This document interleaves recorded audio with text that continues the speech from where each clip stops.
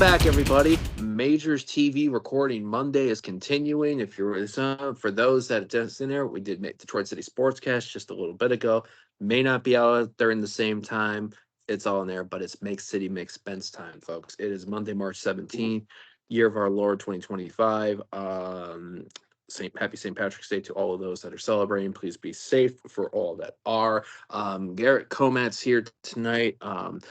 We are going to be talking this evening about Detroit City FC, the men coming off their weekend in Colorado Springs, as well as the women finishing off their MASLW campaign this weekend, and the men's home opener this weekend against the Birmingham Legion. As always, I can't do this by myself, so joining me tonight is obviously the man that makes all of this shit happen on the behind the scenes graphics production, and Adam Hernandez.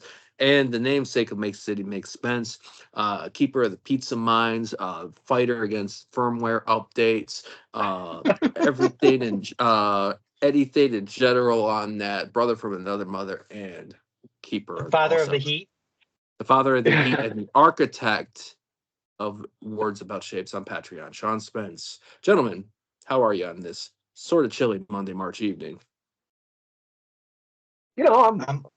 I'm all right. Ready to talk city.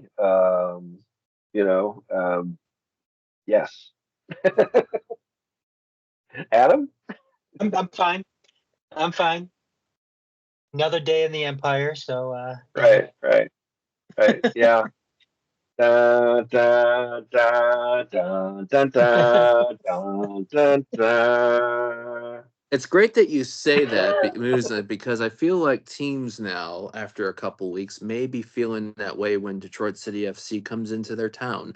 So week 2 of the USL Championship concluded for Detroit City. On Saturday, they were in Colorado Springs to take on the Switchbacks, winners of the USL Championship playoffs last season, 364 days from their previous 2-1 win. Their season openers last year, Switchbacks, is match day 2. A starting lineup that was unchanged, though people were unsure of the formation, the TV graphic, the club's formation graphic, FOPMOP's graphic said it was a 4 in the back. If you go to SofaScore, if you go to OneFootball, it was the 5-3-2. We can talk more about that when we go into the deep dive. Scoreless first half between both teams, though. Detroit City, while starting slow, kind of got into it in the final third of the first half. Maybe could have been up. Colorado Springs takes the lead early on in the second half via Juan Tejada, where Detroit City then did their first double sub. Warren Donor, Connor Rutz coming on shortly after Darren Smith equalizes via a goal that I refer to as just a tip. And then the second wave of double subs, newcomer Jordan Adebayo Smith finally announced the day before. Sebastian Guenzati coming on, and Alex Villanueva cross, and Guenzati charging net forces a Colorado Switchback defender to make a play into his own net. Detroit City's able to see it out. Final score: Colorado Springs Switchbacks 1, Detroit City FC 2. The third time in 4 years. All 3 times that Detroit City's gone to Colorado Springs, 2-1 winners. Well played to Adam for that prediction last week. Yep. Sean Spence, I'm done with my synopsis. Let's climb the mountain that is this match. You gotta respect the way we were able to kind of suffer that first half hour or so. Because Colorado Springs were able to keep the ball against us, able to move into the final third. Not frequently, but often enough to be concerning. And once we fell behind, I was deeply worried, because it's the same problem we've had from day one in the USL. We don't seem to have a lot of we don't create a lot of shots. We're 2 games in, we've created 11 shots, at I think 5 or 6 of them on target in two matches. So we're not exactly pounding at the goal. So anytime you go down, it's ooh. But our guys, to their credit, we didn't seem to change anything about what we were doing when we went down the goal. We just kind of were okay, well, look, that was rough. Let's do better. and just kind of kept doing their thing. And Darren's goal really, to me, like watching Darren, I used to do weird experiments on Football Manager where I would create a player like who's kind of utterly ordinary but has like one really good stat, because you try to, and especially the mental stats, try to see you know what incredible anticipation looks like, for example, which is what I'm going to propose is Darren Smith's situation. That he's one of those dudes who's kind of average in a lot of ways. He's not an incredible finisher. He's not super quick. He's not, he's not a guy who presses the skin off you. But his ability to anticipate kind of where the play might be seems to be pretty uncanny. If you rewatch that goal, you'll see that he kind of sees something up before anybody else does. He's barely in the final third when he kind of starts running toward goal. As we're still trying to recover, or still trying to really claim full possession of the ball. And by the time he gets there, it's broken perfectly to him. And it looks to me looked to me like the kind of things I saw when I was doing those weird Football Manager experiments and gave a guy 20 anticipation, like maximum anticipation. He just kind of susses things out. That was really impressive. And then, the other impressive thing is that this is a deep squad. Like, we got 23 guys, and all of them, there's not anybody that you're like, oh man, I really hope that guy doesn't play. The game changed with the subs. We, instead of using subs the way we have traditionally had to, which is kind of throwing on some fresh legs for whoever is absolutely dead, and trying to just like knowing that that's going to absolutely sacrifice all of your rhythm and flow and ability to beat people and create problems. But what you're trying to do is just hang on for dear life to what you have. And now we're putting subs in like, all right, well, we just got faster, like that, faster than our starters. Jordan Adebayo Smith, and Optics Drew deal, give us like real pace merchants of a kind that we really haven't had, maybe since Tyrone Mondi, right? A guy who puts the ball on his foot and runs at you quickly enough that you can see the defenders start to kind of like shit it a little bit, like you get that moment of where even good defenders are, they'll kind of you can see them kind of speed themselves up where they're like, oh shit, this okay, I'm gonna have to do choppy steps. How do I accelerate? They start doing things a little differently because they're matched up against a guy who might posterize them, and having that dimension late in the match is really wonderful. Now, having said all that, the guys who created the winning goal are maybe the two grinders of the squad. Alex Villanueva, is not lightning quick. Is not, you wouldn't look at any of his qualities and say, wow, that's enough to build. That's what he's going to hang his hat on. You know what I mean? He's not super quick. He's not super strong. He's not very big. He's, but what he is really pretty solid at everything, and he's a guy who thinks along with the game, despite being only 21. So, or is he 21? 2021? He's young, and he's played great on that left side. So, more power to him. We clearly 22. To me, 22. Okay. We clearly to me were the team that were looking to win the match when it was 1-1 with 15 minutes left. And the fact that I think Colorado were kind of shocked to realize like, oh, we're going to have to try to hold on here. Yeah. Like there's and they failed to.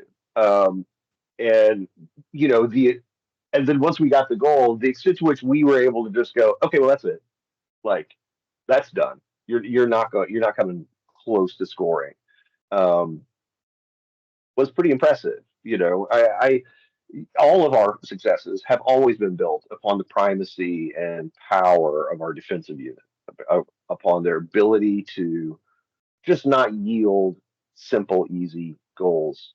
Um, and we saw that again. It's been such a staple since Trev arrived that it's almost, I think, started to become kind of like you've seen it enough that you miss it sometimes. You don't notice it as much. And I think maybe some of the new people, or newer people, um, who've come on board since we joined USL, don't understand that we're,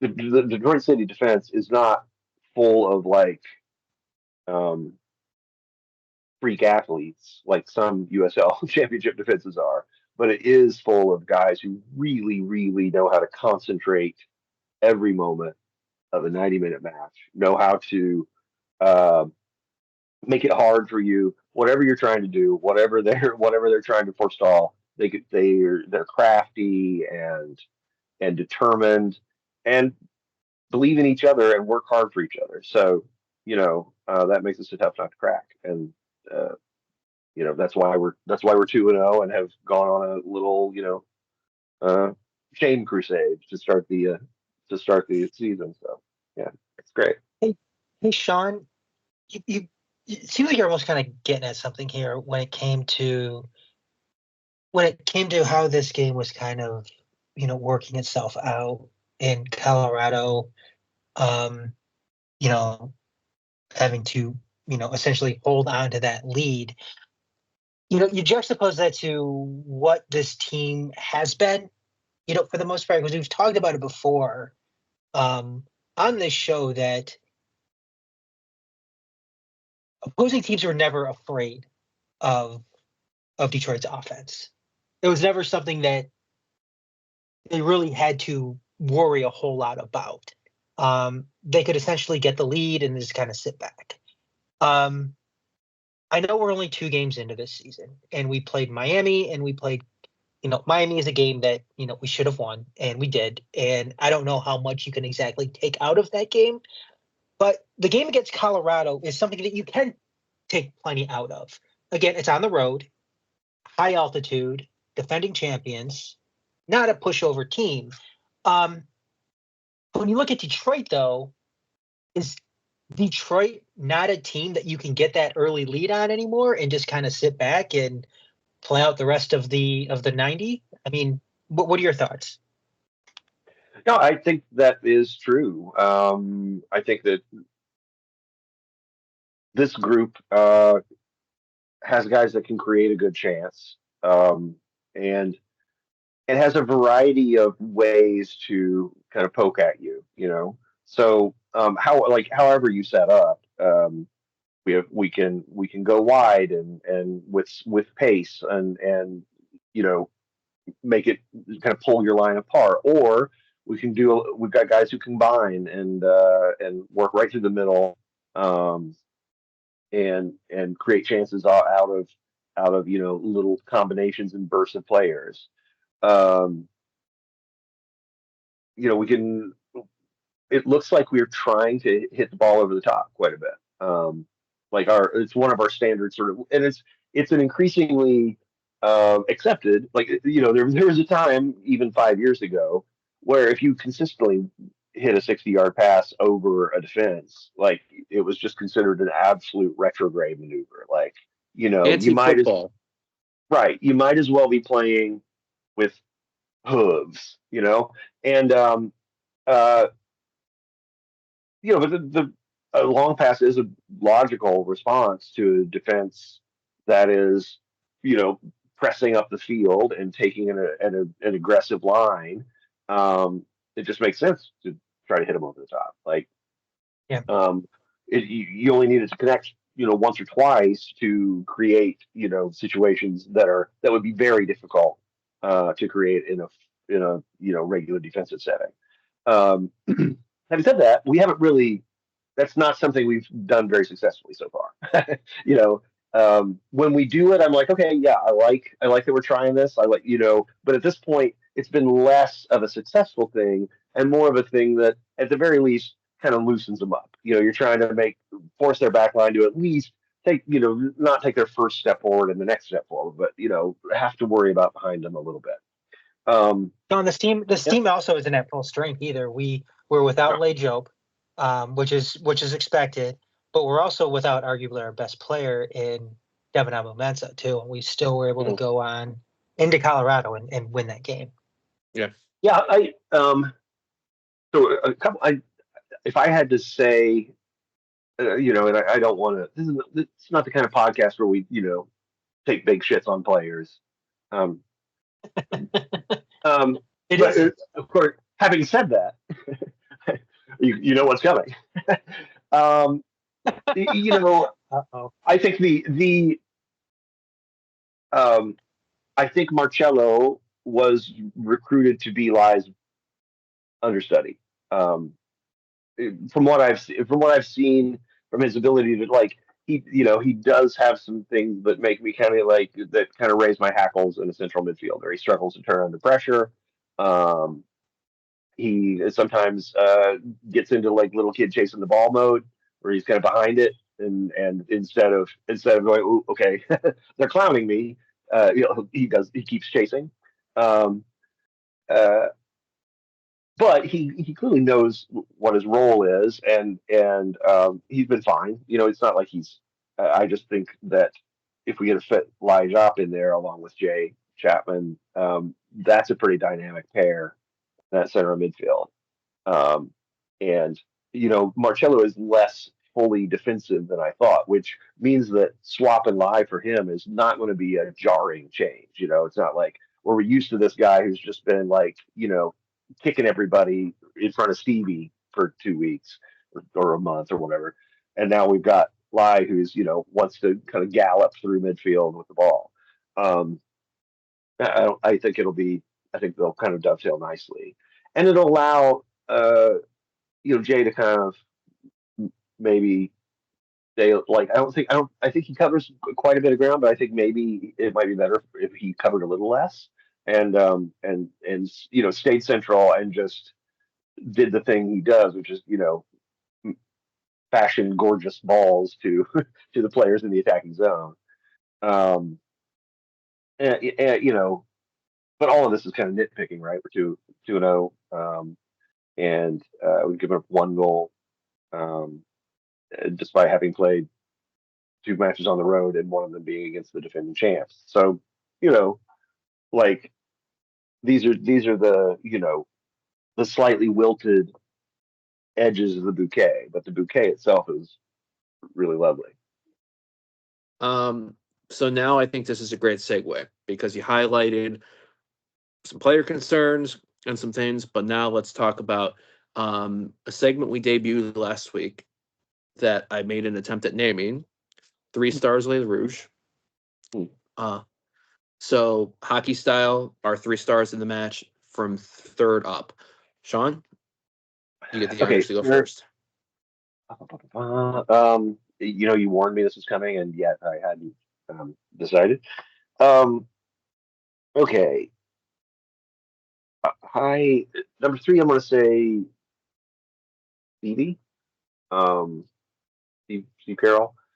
Okay. I just think he was pretty excellent in this game, and showed why he has been at the center of this kind of citadel of defensive excellence for years and years. His mind for the work of defending is really tremendous. He takes mental burden off of everybody around him. If you're Michael or you're Shane, you really don't have to wonder who you should pick up in transition. Stevie's going to tell you. If there's spaces that he thinks you should be stepping into, he will point to them and say, "Why don't you go there?" And when they do, it works. And he's a guy who has really incredible anticipation as well. So yeah, I thought Stevie was great. And it was interesting to watch Colorado sort of get discouraged over the course of the match. which is something we've seen a lot in Detroit City. Like when City's defense is playing well, it's something that we don't talk about much, or that isn't talked about, I guess, in the game. But the emotional tenor of the opponents tends to get like very sort of frustrated and sad. Like oh, they're just like putting a blanket on us. like, uh, and I felt like Colorado kind of felt that way. It was, by the 70th minute or so, they were just like, I don't fucking know, man. We've been trying the whole time. It's not working. Number two. Hmm. Um, well, I mean, number one's gonna be Alex. Okay.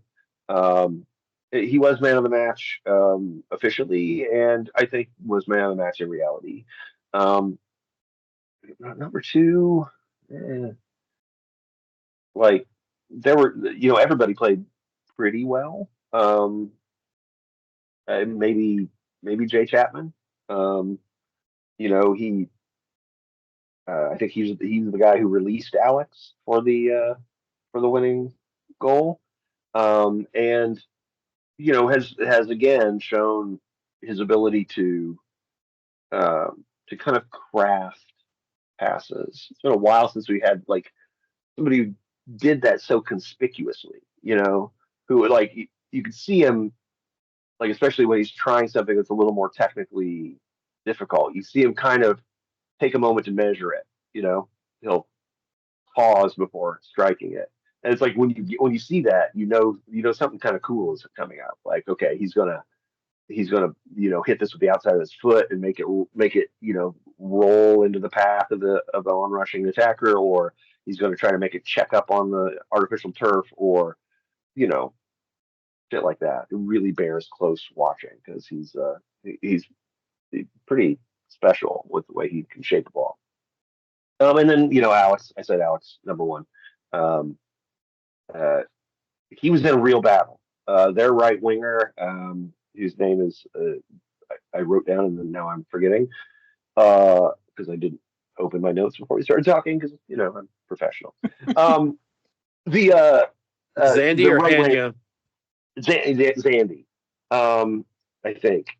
Well, actually, kind of both of them. Yeah. They like it was there were situations where, and their goal was I think Handy beating Alex to the baseline or the end line. Yeah, sorry.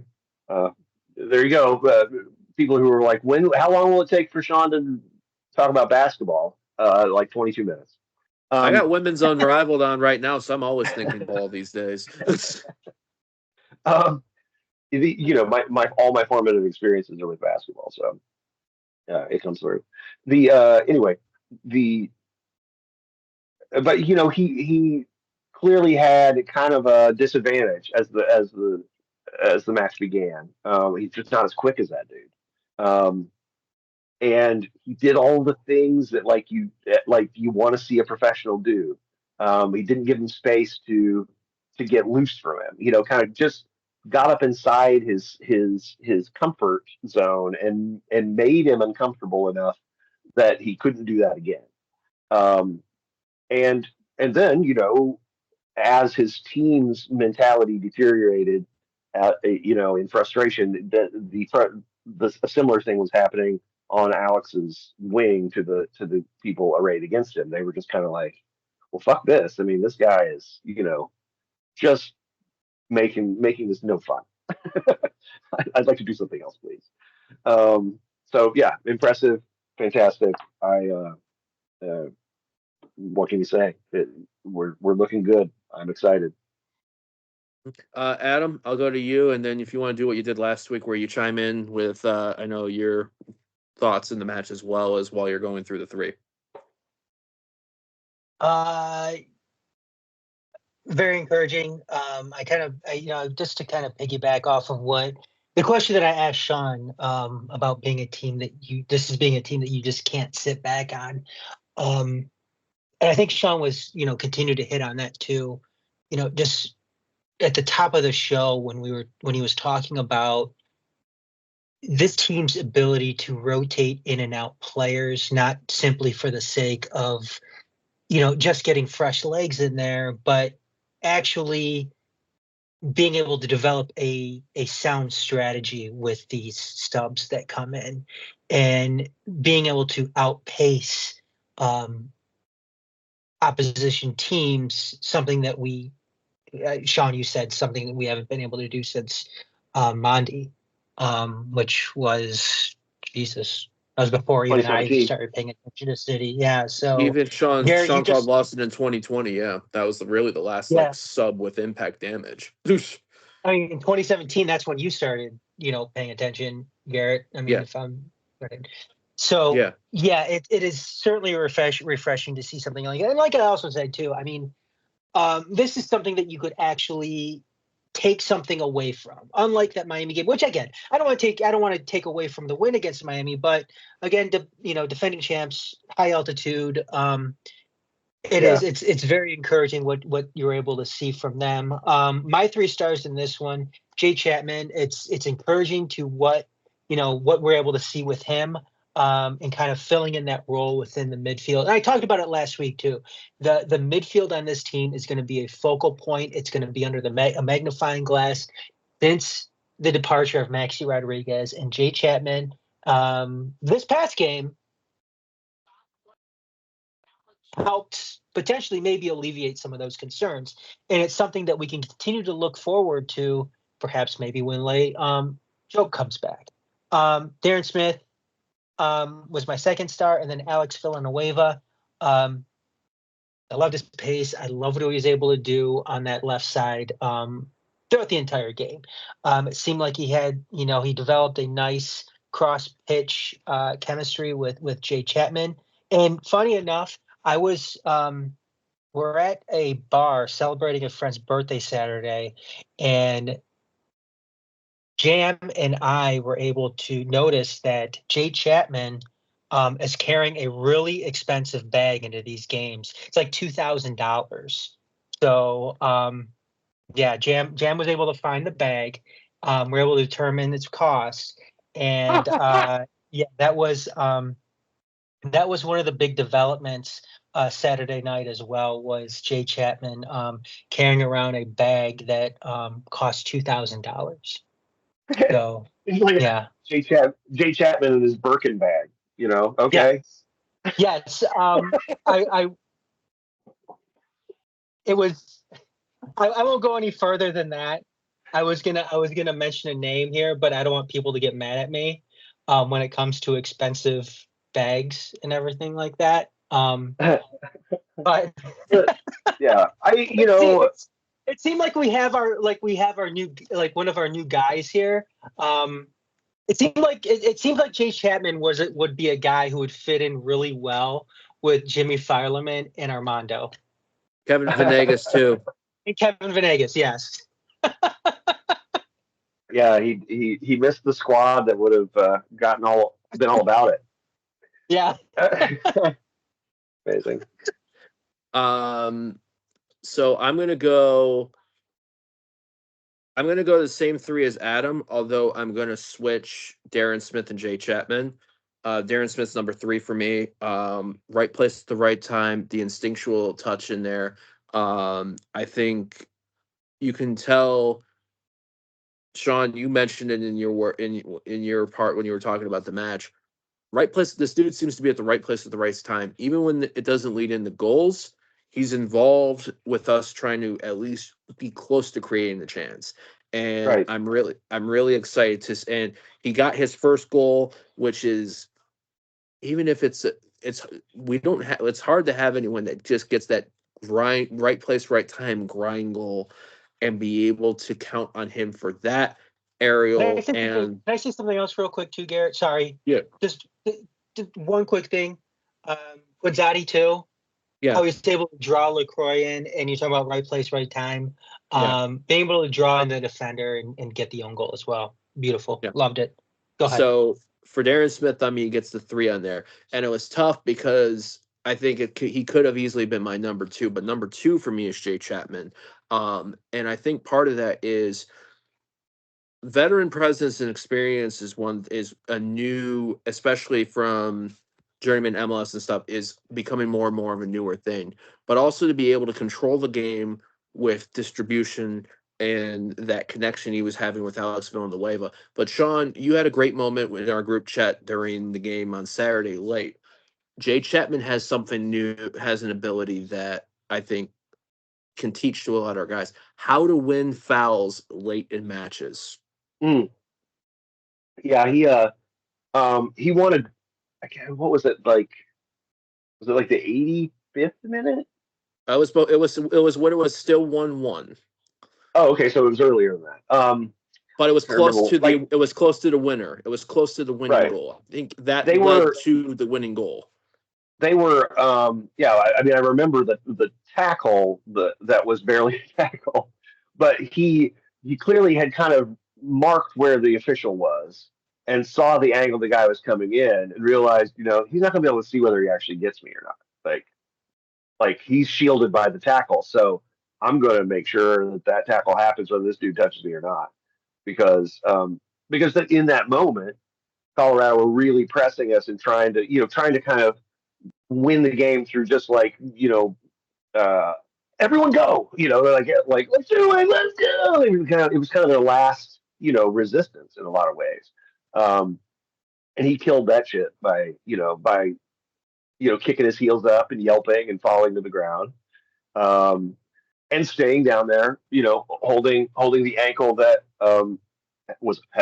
is still as far as I can tell untouched to this moment. Um, until the ref was like, you know what? Yeah, that's in fact. Did he even call? He might have cautioned the guy, but we certainly got the foul call and could reset, get everybody back. Like, okay, all right. That Like, was in the 73rd minute, and then 9 minutes later we scored the goal. Yeah, I mean, yeah, and like to me, that's why I texted you guys that kind of in real time because I was like, man, it is really nice to see somebody like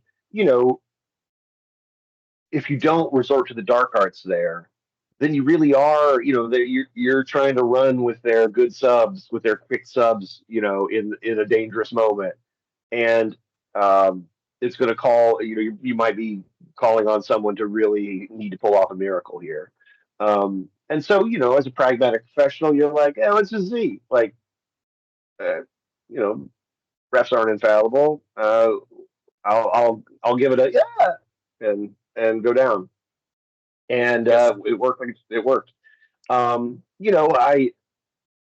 sure that there is somewhere out there is a traditional sports fan who's just like, it's right corruption of the game. And I just suggest that you look at every other aspect of the universe right now and see whether this is the corruption you need rooted out in the world.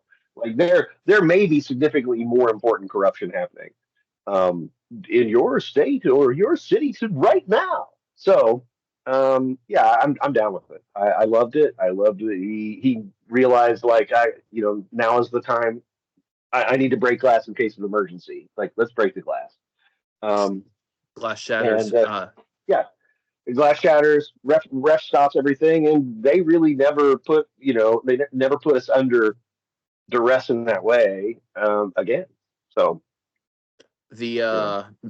We talked last week about Michael Bryant being a agent of maybe the Danny Dichio mindset mentality on the field. I think with Jake Chapman playing under Danny and also Nick Dasovich, maybe another person in that, as well as the ability to distribute well, which the final goal was to star number one, the feed to Alex Villanueva and the cross. Alex Villanueva to me, not only being an impact in the service that he was providing, he's had a couple of moments where he could have had a chance for a goal in each of the first two matches. I think, but he's getting into also those right places. He's causing a havoc on a flanks, which seem to be the flanks seem to be a competitive spot this year. Yeah, I mean, it seems like our creativity is coming from the flanks. Yeah. We're and that's great. I mean, it's if you got players who can do that stuff, then fantastic, and it seems like we do. So I'm all for it. So well done to all of them. I mean, there's plenty of I agree with Sean. Everyone had a role and they delivered. You know, Connor Rutz can't go unmentioned with the impact he's provided in there being Yeah. unsung. There's, I think about that. Like, I think, obviously Michael Bryant hard earned, took some hard foul, took some hard contact. Shane Wheat sliding in for Steve. Like, there's so many great players on here. And even Ben Morris hasn't gotten anything. He's still helping and allowing also, which means keeping the defender's eye on him also helps with Darren getting into the right place at times. Can't obviously in Jessiel. So there's a lot of things to look forward to. We'll talk about before we talk about this weekend. I'm going to do a brief rundown of the rest of the league that happened. So first matchup of the match day was our win in Colorado Springs. The rest of match day 2 in USL Championship saw Miami 1, Indy 11-3, North Carolina FC 1, Loudoun United FC 2, Charleston Battery 2, Rhode Island FC 0, and a whole lot of no one in Rhode Island spot mob ratings cracked 7, and they went down 7 in John Morrissey's rankings. Um Womp, womp, womp. FC Tulsa 1, Tampa Bay Rowdies 0. Tampa with 2 losses at Las Vegas and Tulsa to start the year. San Antonio 2, Pittsburgh Riverhounds 0. Early contender for goal of the year, maybe in this country. It happened in El Paso Locomotive Phoenix Rising, where Fucking bananas. El Paso at one point had a 4-1 lead. And Rising scored 3 goals in a 18-minute span, including Mohamed Traore from way, way, way downtown, almost the center circle. He says he wasn't trying to hit goal. I call bullshit. That was a fucking banner. El Paso 4, Phoenix Rising 4. Monterey Bay 3, Oakland Roots 2. Las Vegas Lights 2, New Mexico United 3. Orange County 2, Lexington 2, and the matchup yesterday, which is where our opponent for our home opener this coming Saturday took place, Birmingham Legion 1, Louisville City 1. So this coming Saturday, March 22nd, I can't believe I was drawing blanks on the fucking date, home opener, Detroit City's 2-0, takes on a Birmingham Legion side that is 1 draw and 1 loss from their first 2 games. Fell behind after a Adrian Manny Perez goal in the 30th minute before Rolando Damas opened up his Legion account and stoppage time. I watched the second half yesterday, and I saw a Legion side that can move the ball well, especially with Steven Turnbull on the right flank. Obviously, you have Rolando Damas, Kobe Hernandez Foster, Taber Ekataka Preston, Danny Trejo didn't even start. And then that's just some of the new guys that they have, in addition to guys that we know, like Enzo Martinez, amongst others. And yet Louisville was able to create a lot of chances, especially on the flanks. So Sean Spence, I'll ask you this. Legion with a draw and a loss in their first 2 coming in. Is this, if you're Detroit City FC going into this game, are you relishing the chance to play a team at this point in the season like this, or are you slightly concerned about the wounded animal theory? You know, we have had we've had Birmingham and Detroit City have had difficult matches against each other since City came into this league. When Birmingham aren't very good, they're still kind of difficult for us to beat. When they are, this is going to be a difficult match, I think. And it's mostly just because they really do have a lot. They spend a lot of money on attacking talent. Rolando Damas was the starting striker for Colorado Springs when they won the title last year. We know about Danny Trejo. He didn't suddenly forget how to play over his year in Europe. And there's they've just got a lot of ability that they can put on the pitch. What they haven't shown is a whole lot of cohesion or ability to fight and pull things out. And they like you say, their defense does not seem to be monolithic at this point. So I think this is one of those matches where the first goal is going to be huge. If they can get a goal against us and force us to try to go for it a little bit, that can create situations where their attacker will have one-on-ones against our defenders, and we'll have chance to create chances that way, create a lot of chances, right? On the other hand, if City get the first goal, then we just go to our usual remit of frustrating the shit out of them, and they're not a team that has shown consistently that they can handle that. Now, I still am stung by the memory of, what was it, 2 years ago when they stormed past us last summer, when we lost to lead late. You know, yeah, I worry about this just because of our history against them. They don't feel like a team that we've ever come out and really put a stomping on. We've never gone out there and just made them look stupid. So maybe that's coming this Saturday. It sounds like the weather is going to be, as is traditional, absolute shit. It's going to be cold and possibly rainy, Windy, which is really probably. weird. Yeah, which is weird because right now it's pretty warm. I don't know if people don't know, it was like 65, 70 degrees over the weekend. It will be again midweek, and then we're getting a cold front that's moving through that will make it miserable on match day. So that tradition stays alive. Thanks, Mother Nature. Appreciate it. So I have a feeling Birmingham's not going to love that too. There are players in that group who have a little bit of diva in them in the Legion, and divas don't tend to really love like 38 degrees and slanting misty rain and driving 25-mile-an-hour winds quartering the pitch. Like, that is the kind of scenario we might be looking at, where it's less about football and more about just fuck you and fighting. And in that case, I think we'll do well. We have a deep squad, but Legion have a much deeper squad. Like, I just looked at their team sheet from over the weekend. No Tyler Pasher, no Prosper Kasim. Trail wasn't even on the bench. Nuevo, Trail might be hurt. Like, I think he might. It's early season. All of a sudden, he's not on the bench. Okay, well, he's hurt because Sean, he was subbed off at the 50th minute too, opening weekend. So yeah, he's probably just like, he showed up out of shape. He's not ready to go.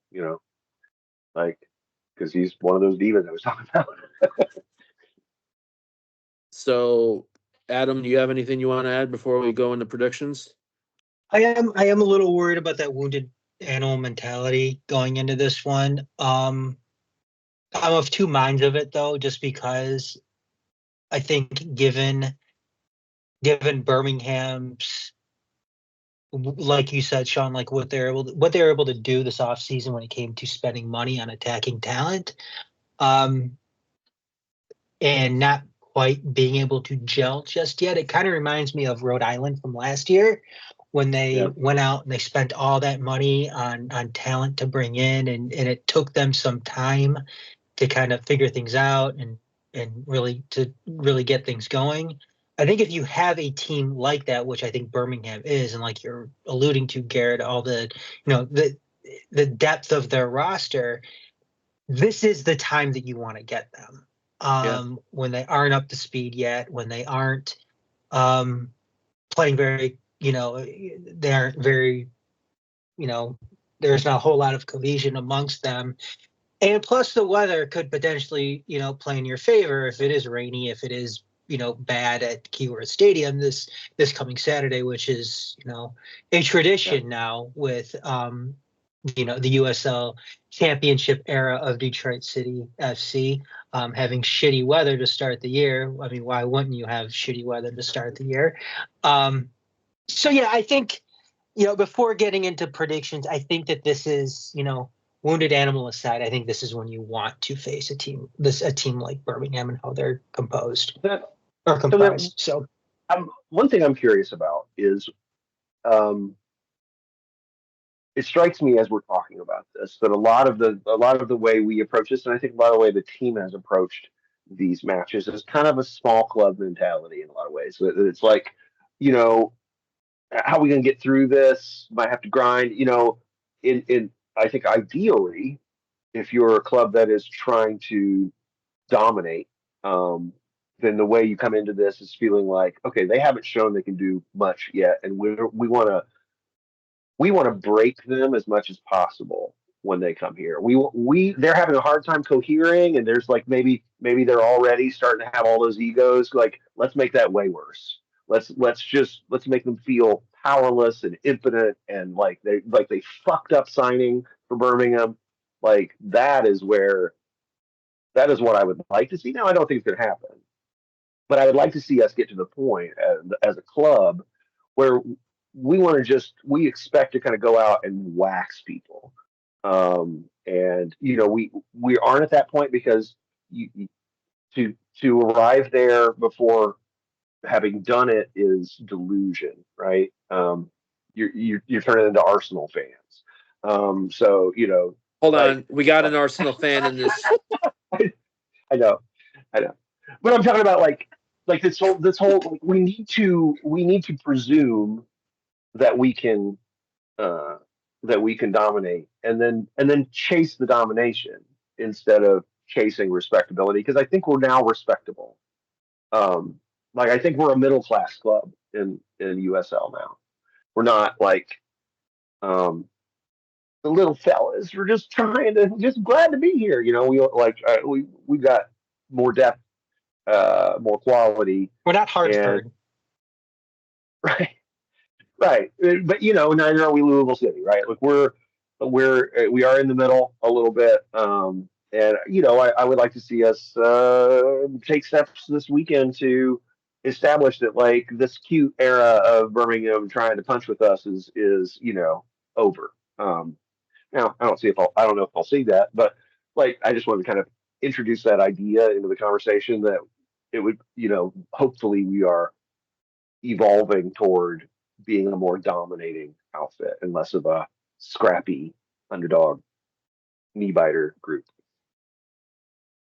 So when it's all said and done, 6:00 ish Saturday, March 22nd, when we get to eventually go inside to our cars or whatever and warm the fuck up, whatever it is, maybe get some food. What will the score be that will be warming up from after, and who gets them?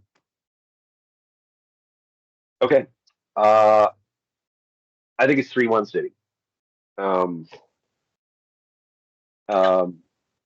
And the goals are I'm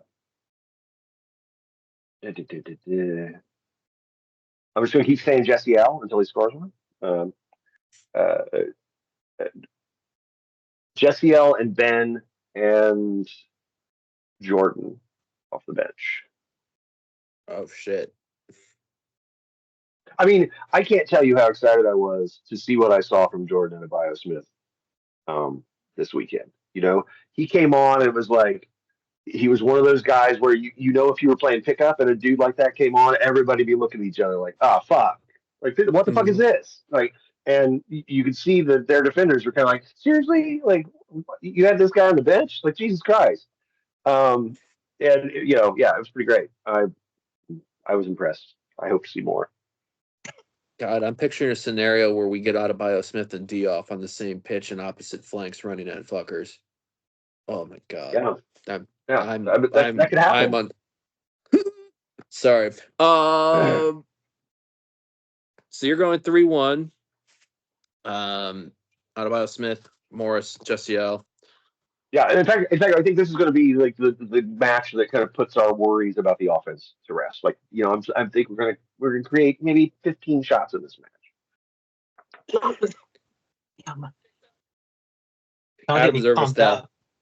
Adam's pumped. Okay, so this prediction ought to be real good. Let's go. It's gonna be good. It's gonna be good. It's gonna be good. You ready for it? Ventura on this podcast now. Hold on. Oh, are you daring me? Yeah.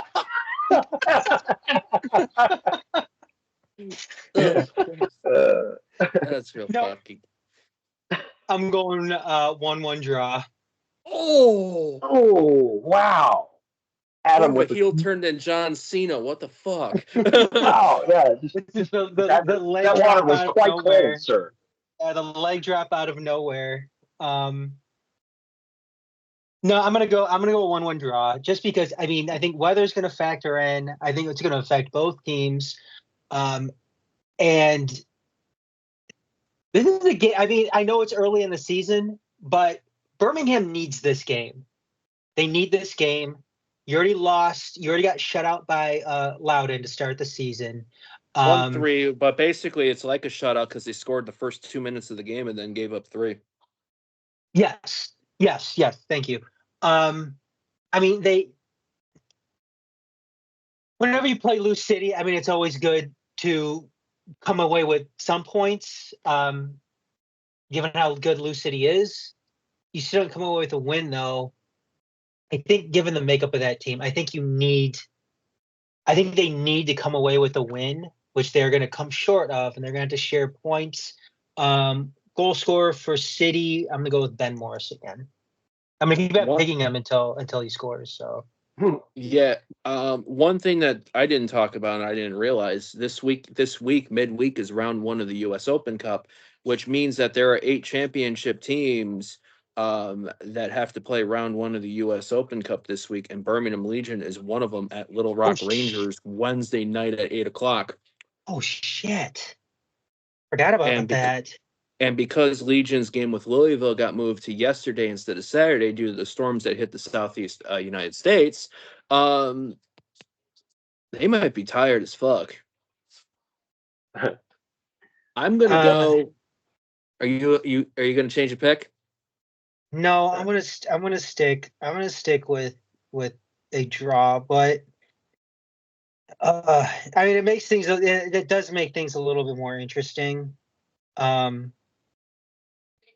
Can't imagine that that squad for Birmingham is going to be so fucking rotated Wednesday night. Right. Yeah, they're playing upside down. They're gonna be that rotated. Yeah. I'm gonna stick with a 1-1 draw. Sorry, Jaime. Riverhounds and then Legion after us. Riverhounds away, El Paso home, Hartford away, and then the Cup. So it's gonna be a little bit interesting. I think it's gonna be a grind, to an extent, but I also think we'll have some legs going. I'm gonna go 2-0 City, because I think there's going to be a handful of new guys playing in their first game at Keyword Stadium Saturday afternoon, entering year 10 at Keyword Stadium, which is wild to think that it's been that fucking a while already. I'm with Sean Spence that Jesse Cedeno because I'd love to see. Yeah, come on, Jesse. He's due for one. And the other one, right place, right time, Darren Smith. I like it. I think it's going to be a battle. I think, like I said, it'll be cagey. How early is the first goal going to be? Is it going to be one of those goals matches where it's a grind in the first half and then it finally becomes unraveled later on? We shall see. Because that's the thing because Legion's squad is so big. This is a matchup where you really, for them, I think, and Tommy's son, they need to have some sort of chemistry, cohesion, game plan. But when you come you're in a 3-7, legitimately 3 games in a 7-day calendar week. It's Louisville and Detroit City with an away Open Cup stacked in the middle. Where's your chemistry going to come? So I think it will be very, very interesting. Bundle up. 4 p.m., maybe 4:07 is when kickoff will be. TV 50 Detroit, ESPN Plus, CBSDetroit.com if you're a state of Michigan resident. We're back at it, folks, for the home opener. It's hard to believe we're already here on that. Can Detroit City FC go to 3-0-0? Sean Spence and I think we do. Adam thinks it's going to be 2 wins. There'll be 2 wins, a draw, and a loss after match day 3. Let's talk to I a mean, team that I should point out that I was the turd in the punch bowl last week, so it's fine. you were actually. I will get, like I said in the group text, though. I'll give you. You were right on the flow of the match, though.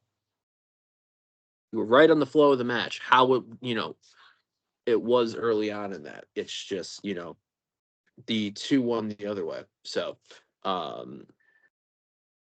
let's talk about a team, however, that didn't draw all regular season, that didn't lose at all regular season.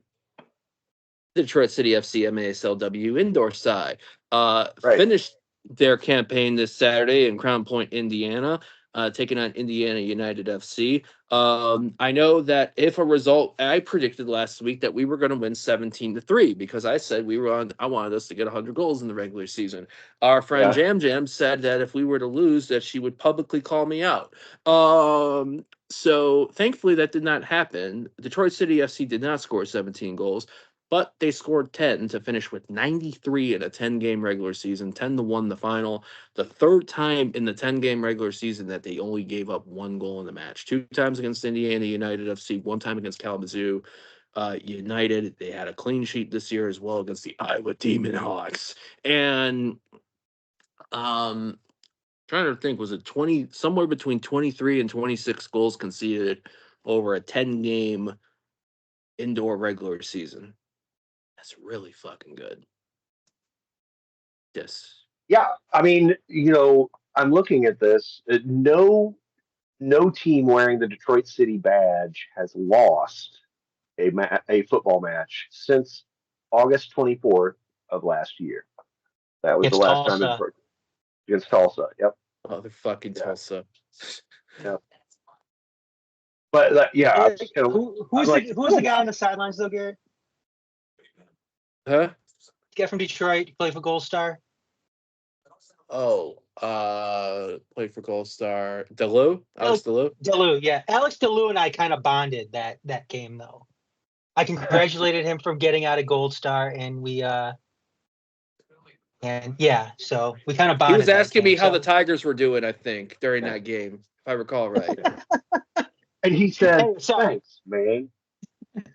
He did. That's what he said. He said, "Thank you." Okay. All right. So we're talking about the women. Here we go. All right. Okay. So the MASLW season, it's over. The regular season is over. City are 10-0-0, having won every match in regulation time. They're the lone team in the nation to have done that, and so would presumably be the number 1 seed in any playoffs. The club has told us that the playoff information is coming this week. I haven't had anybody tell me what's up, so we do know that the team from Des Moines, the Iowa Demon Hawks, apparently really put themselves out there as wanting to host, and everyone was excited to have someone besides City being willing to do that, since our field doesn't have regulation goals. But then I think that their lack of success against City, the fact that we went out there and just stomped them flat two matches in a row, and everybody could see the field was kind of held together with duct tape. Maybe got people a little less enthusiastic about spending a weekend in Iowa. So we'll see what happens. They'll announce it at some point this week, and we will have playoffs. I think probably not this weekend, next weekend. And that'll be worth building a lot of hype for, because, we're talking about lifting a trophy. We're talking about silverware. And there's really every reason to think that our women should be favored in every match they play at this point. No team, even the one from Chihuahua is Chihuahua Savage. nobody's looking like us. The kind of balance, the defensive nous, the ability to score in bunches, the ability to control matches and play at different tempos. I mean, we really are dog walking the MASLW right now, and long may it continue. Hell yeah, Adam. What about you, bud? I think it would be a travesty if they didn't have playoffs. After everything that the city women were able to do in this league, not be able to go and kind of test their skill against better teams, would suck. And they deserve to have that opportunity. And kind of the hope heading into this season, getting out of the PASL, and getting into the MASLW. It seemed like kind of the hope was that, they are getting into a better, more organized league, which they are, because the MASL is around right now and the PSL isn't. So that being said, there's been a couple curveballs this year. There's been a couple of curveballs, but when it comes down to it, the MASLW exists and the PASL doesn't. Yeah, I mean, maybe it's my our background in very much lower league football, but a league sort of trembling and threatening to fall away beneath this no longer really makes me feel weird anymore. That's just sort of okay, well, that's been the last 8 years, until we got into USL. It was every year it was I don't know, we're making a new league of our own, right? We're making a new league of our own. Okay, we're joining these other grifters. I don't know what we're fucking doing. We're gonna play football somehow, and that's how it's gonna go. I think it's funny because I told Adam this. It's you saying that reminded me of how I was saying that. I think it was last month we were talking about this. I was like, we're entering for the men. We're entering year 4 in the same league, and this was before the USL Division 1 announcement for 27 and everything. I'm like, start to feel itchy. I'm itchy. I don't want to say bored, but it's rinse, lather, repeat, right? And now it's oh, we're back with this shit. Okay. And I had a friend who grew up as an army brat, and that his dad got out of the army sort of unexpectedly when he was 15, and he said that he really hated the last 3 years of high school because he'd never had to deal with the consequences of his actions before. He would just sort of get new friends every year, so whatever. And sophomore, junior, senior year of high school, all of a sudden he's with the same people for 3 years. He's just what is happening? I feel like we're kind of like that about the league. We played you fuckers so many times. We're gonna keep doing this, right? Wow. Okay. City supporters can't have a city experience without a league that is just kind of shitty. And I mean, unfortunately, that's the women deserve better, but that unstableness that comes with that helps fill that gap. Yeah, it's our need for some instability. Thank God for the MASLW. We're not NISA anymore, so we need to get it from somewhere. Right. And especially as we get to outdoor for USLW League. Fourth season there, but there's I think 18 to 25 new clubs in USLW League as a whole this year. There's a whole new division. I have some news about that. Breaking news. I kind of thought that we were probably going to see Lily J. Cole in Detroit City colors this summer when she liked and retweeted my here's my recruiting pitch to the women of the USLW thing. In talking about that union team that's starting in Union FC Macomb. Right. And so I can tell you that both Lily Jekyll and Ava Landstra will be playing for the city this year. Now, the difficult thing with Ava is quite young. I think she's maybe a junior in high school, and is an absolutely incredible central midfield prospect. She started getting more playing time toward the end of last year, and to me, she's likely to be a really important player for City this year. And then Lily, of course, is a player that's kind of at a national level in terms of her notoriety and like and her reputation. Um, so hopefully we'll get her for more matches this year. I think she loves the Thank God. club and loves playing for the club, but she also has, she's like a 15, 16-year-old kid with a ton of commitments and is sought by, coaches all over the place. So, we'll get some of her. Hopefully we'll get quite a bit. I know what that is soda pop, by the way. I don't know if you can hear the cat. Here, the cat's out. Cats. I was gonna ask, was it you or Adam that had the cats meowing? Yeah, no, that's soda pop. I don't know why he's. Oh, I think he's upset because Sarah went to bed and he can't get in the bedroom now. He's like, So instead of uh, a Sarah cameo, we have a soda pop cameo. soda pop mourning the lack of Sarah. Oh, hello. This is Penelope. Oh shit, Penelope. Oh, she's pissed. She's like, I just saw that. Like, get me out of here. Stop handling me. Okay, so yeah, I talked or chatted with Dave a little bit yesterday, I think, and he said he's pretty excited about some of the pieces they're adding, and thinks it's going to be a very competitive uh, season. That I think Lily Bosley is going to play for somebody else, uh, and what's her name?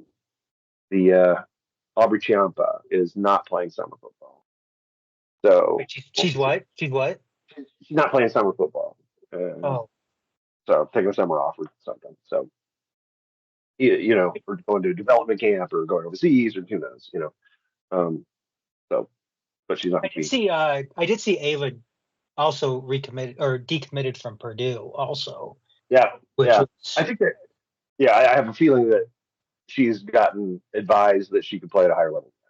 Um, and yeah, I think she can. Like, I mean, you know, I'm not a scout. I've never been paid to scout, but I enjoy the process of looking at kind of a player's fundamentals and trying to suss out what kind of player they could be. And Ava looks very good to me, like very good. I did see Lily was posting too today on Twitter that she was visiting Duke. I don't know if she was, isn't the SEC kind of like the hotbed though for ACC, SEC, yeah. Yeah, the ACC, whole region. ACC kind of like the hotbed for. It has been. North Carolina obviously was the big dog there, and they finally won a title thanks to Olivia Thomas. This past year, I think Duke is they're a very good program, but not like in the frame for national title type program. You know what I mean? More like maybe Michigan State would be. Okay. But so maybe a slightly better conference. That's the thing that's frustrating about the Big Ten and women's football is there are large schools that have essentially club teams. Purdue is kind of one of them. Like they kind of have put together, but given the kind of resources that Purdue throws at a lot of sports, like they're what they're putting into women's football is not impressive. Yeah.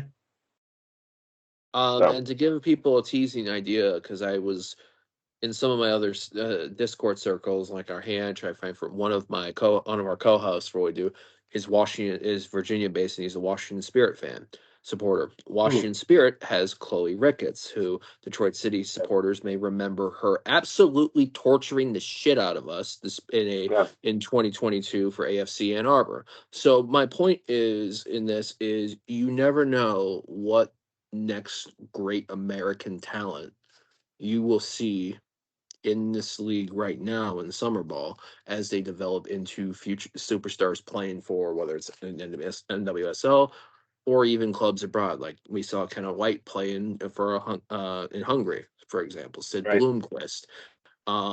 Just it's a lot of fun. So yeah. Yeah, the Tatiana Mason played in what, Thailand? Vietnam. Vietnam, like it's a fantastic way to go experience another culture and immerse yourself in it while also getting your bills paid and doing something cool. Even if you don't want to, even if like, I don't know if this is going to advance my football career. Well, kind of who gives a shit? Like, you just got to hang out in Vietnam for 6 months with your shit paid. Like, why wouldn't you do that?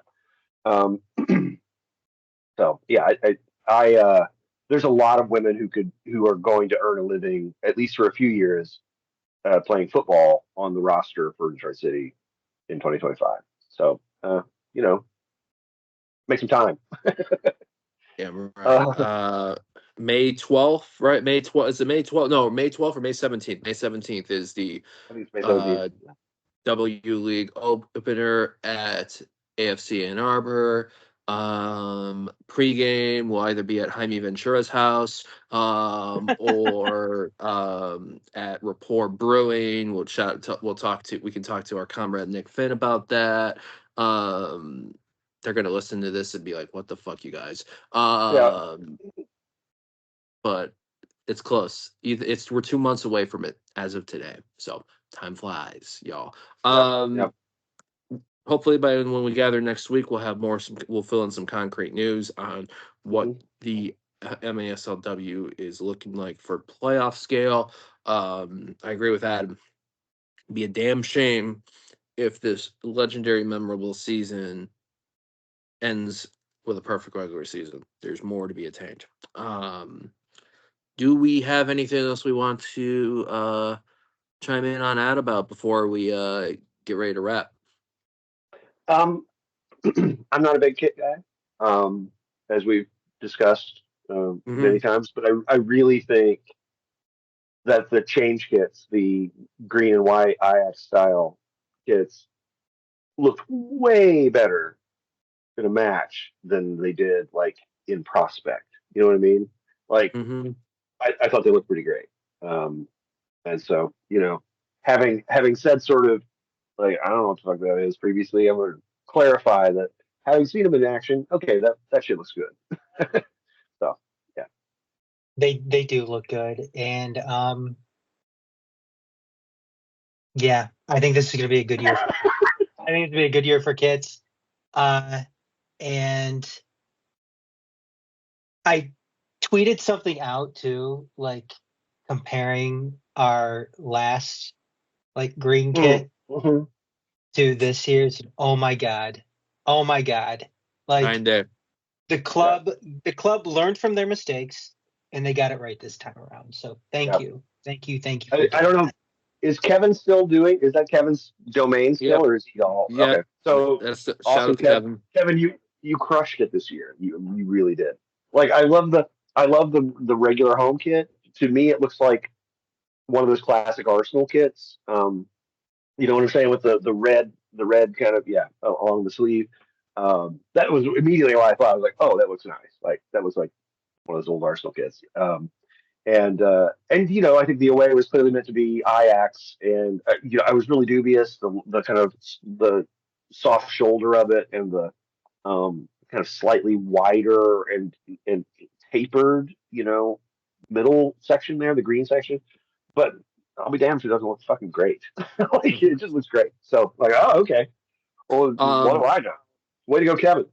yeah. Like I said, for those that are wondering, the home kit, maroon, white sleeves, mainly maroon shorts, although will see this with white shorts from time to time. So really great options this year for that. The away kit, white with emerald, because that's in these things, because some people might argue with me that it's not really emerald, but I won't mention Kate. But yeah, white and emerald, great kit. And we still haven't even seen the emerald goalie kit yet, which will Oh, probably be at the home opener next week, aka the Pistons '90s influence kit. all right, man. Um, so yeah, and then I think what we've seen now is great. I think yeah, there's a lot of excitement. We could talk. Like I said, we could talk about kits, but we'll be here till 10 o'clock. And no, we don't want to do that. It's Monday. It's tired. I didn't Um, mean to open the kit vault. no, Adam, home opener. Anything you want to put out? Details, people to be aware, etc. um, just that I don't know how much I want to say. Right. Right. But I think that bundle up. I don't think anything is going to be I don't think there's anything scheduled for this week, as far as like any activity or anything like special activity. It's just, get out there, watch the team, bundle up, and yeah, it should be a hopefully it's a good turnout despite the weather. Hopefully the weather could hold off a little bit, and yeah, we come away with a win. So Start the tone, set the tone, folks. If you're able to get out there 4 p.m. Saturday, this coming one, this would be real cool to get a 7,000 plus to start the year. I will say Uh, this though. It seems like the clock for Keyworth has started. So take advantage of these games. Get Yeah. out to these games as much as you can, because Yeah. it seems We don't have 50 more games at Keyworth. We have no, it does seem like the clock has really started. Obviously, it started because we've got a new site and everything like that. But you never know what's going to happen down the road between now and when we're supposed to move into the new stadium. So head out Yep. to Keyworth, take advantage of the time that we have at Keyworth, because it is. I mean, this is our 10th season at Keyworth, and it is definitely, certainly one of those historic venues. And we're lucky. All three of us are lucky for having the opportunity and the privilege to go and take in a game at Keyworth. It is. It's not. We're not hyperbolic, or nobody's hyperbolic when they say that it is a unique atmosphere. It is an incredible atmosphere. It's an atmosphere that you don't get with any of the other four major professional sports teams in Michigan, and really, throughout the country. It's a different type of atmosphere. It's a different type of setting. So take advantage of it while we still have that opportunity right. to go see City play there. Yeah. I can Yeah, only you know, imagine. they're good. Go on, John. I mean, there are certainly other groups of people who get together and have drums and pop off smoke, right? Sure.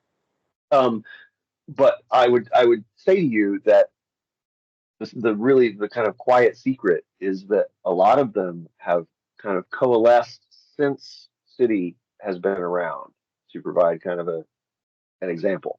Okay, um, there are like the prominent supporters groups in USL Championship were not attuned toward public match day anything until really the last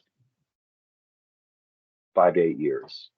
And I think part of that is because of the existence of MGS and the kind of hype that built up around the club and our supporters that kind of, put everybody on notice. Like, look, this is not, the club didn't do shit, right? The club just said, I mean, guess do what you want. That's cool. And you can create your own thing. Now, I do think that the other thing that we have that other clubs don't have is uh, the actual trust of the ownership.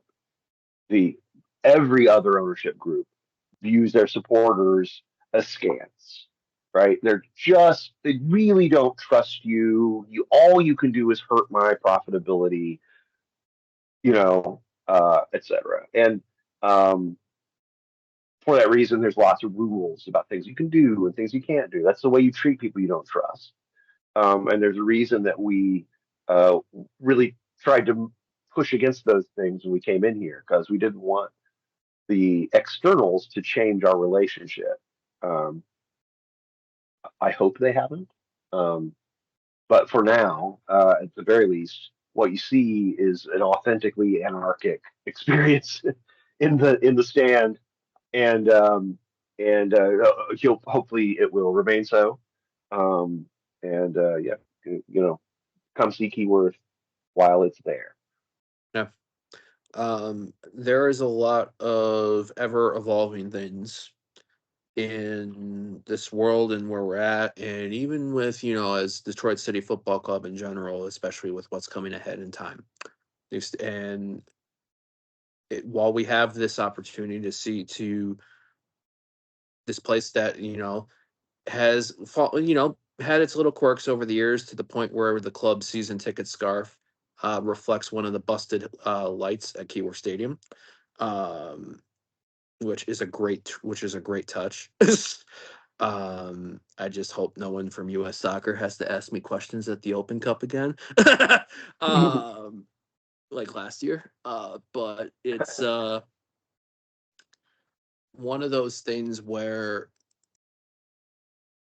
Hey, if that happens to you and you feel awkward, whistle me up, because there's nothing I like more than getting sarcastically antagonistic with U.S. soccer officials. oh, Like, I was good. I was just like, hey, whatever I said, it was oh, all you're here to good. observe, huh? Okay, And then going he to a had the soccer match, that runaround. must be fun. And then he had to run around because Sharda got a red card and he had to actually go do work. Yeah. Because that was that Open Cup game. So it's but no, folks, check it out while you can. While it's still here. It's a unique experience. Adam, you mentioned it's we're not sure. You're not sure how much time's left at Keyworth. So go out and get a match in there while you can. 4 p.m. Yeah. this Saturday. Bundle up. Let's get 7,000 plus in that thing. If we can sell out that thing on opening day, it sets the tone. If you are unable to make it, TB50, Southeast Michigan, ESPN Plus streaming, CBSDetroit.com if you are a state of Michigan resident. So that is it for right now. Next week, barring any setbacks, we'll be gathering again. We'll talk about this home opener match with against Birmingham Legion. We will talk about some MASLW news, hopefully with as in wins the tournament, where's it going to be at, etc. Maybe some more other news that might come in. So have fun, folks. Detroit.themajorsports.com for all of your content, including Make City Make Spence episodes. Sean Spence, keeper of the Words About Shapes Patreon. Where should folks send all the cool cat content to? Yeah, I'm Shield Chafing on all media, at Gmail, and at Shield Chafing on Twitter and Blue Sky. Yeah. Send them to me on Twitter. That's where my cat stuff is. I check Twitter just for cat stuff. I've basically blocked everything else. So it's basically just grok ad, cat stuff, cat stuff, cat stuff, cat stuff, grok ad, cat stuff, cat stuff, cat stuff. Um, like how to reduce your gut if you're over 50 man, ad, and then cat stuff, cat stuff, cat stuff, and then grok again. Like the only people actually advertising on Twitter, it looks like, are people with like weight loss scams, which is really sad in a world where semaglutide is a thing. So yeah. Anyway, Adam, what about you, bud? I am told I'm sending my weekly cat pic to Spence. yes. Perfect.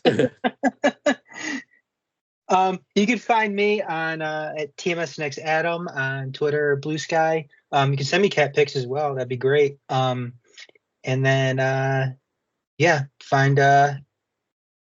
find us on any major podcasting platform. And again, I'm going to go ahead and mention again that Make City Make Spence now has its own feed. So make sure you subscribe on Apple Podcasts or Spotify. Just search for Make City Make Spence. We'll also link to it once I get everything up too. But that's what I'm going to start linking to. I'll still put it on. So rabid 451 fans can stop like throwing things at me when I walk down the street. Like, fuck you, being in our feed. Like, I'm sorry. Like, I understand. You want your Jaime Ventura experience unadulterated by any Sean Spence experience, but it will. Adam's working on it. But yes, I will continue to put it on the Detroit City Sportscast feed for the time being, but eventually it'll be on its own, exclusively on its own feed. So yeah. But anyways, yeah. Team SNX Detroit, Twitter, Blue Sky, Facebook, Instagram, Threads, since that's still a thing. But yeah, go ahead, Garret. I guess I have all those other things too, but I just never ever look at them. Like Facebook, Instagram, sure. I guess I've got all that meta stuff. I never look at it. Like, never. I don't have Meta and I don't have Threads, but I definitely do have IG, Twitter, Instagram. Oh, sorry, I said IG twice. Jesus Christ. Twitter, Instagram, Discord, GM Comats, Blue Yeah. Sky, GM Comats.bsky.social. We have look this week out for this episode to come out in video and audio form, Detroit City Sportscast, which Adam and I recorded earlier this evening. Channel 451 Tunnel Talk coming up later on in the week. That should be fun. I can only imagine the chaos that the carnage is going to take place in that episode. And yeah, I think it's plenty of exciting things to talk about in this world.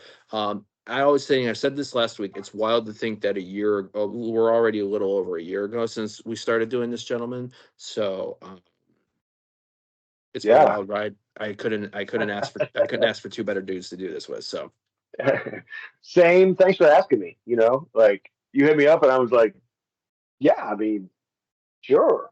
Like, you know, I had a previous thing with Dion and he was just kind of burnt out. It was like, I don't want to do it anymore. So I'm like, okay. And just, you know, I didn't do one for a while. And when you asked, I was like, oh, hell yes. You know, I can talk. Look at this. So thanks again. Indeed. Absolutely. So for Sean Spence, Adam Hernandez, Garret Comats here. Thanks everybody for checking out another episode of Detroit City Sportscast. Get ready for this home opener Saturday night, March 22nd. Birmingham Legion, come and fucking get it. Until next time, see ya. See ya.